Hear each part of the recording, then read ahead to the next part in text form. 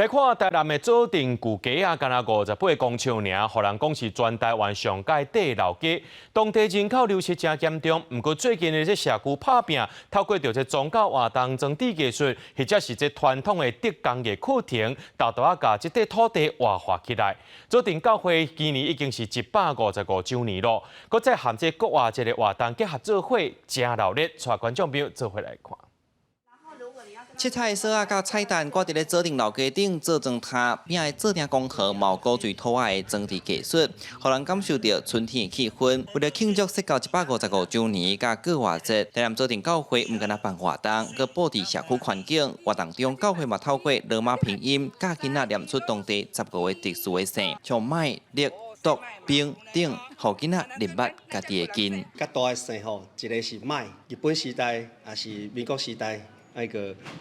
要登记户口，应该爱取一个名，所以应该取最后迄个音麦。有人的姓是因进前这家族拢无，为着要改变家己家族的迄种运势，去登记甲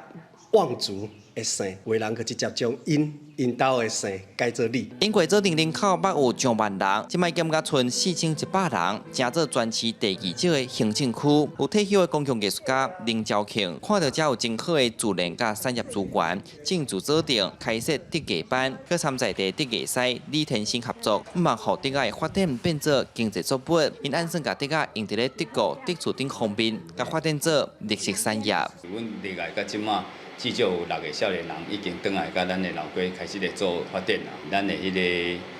左慢点的一寡活动吼，这拢是真侪少年人慢慢啊入来投入。我们推动那个地方创生之后，大家稍微重视左镇这个地方，不少的在地青年也好，是外地的。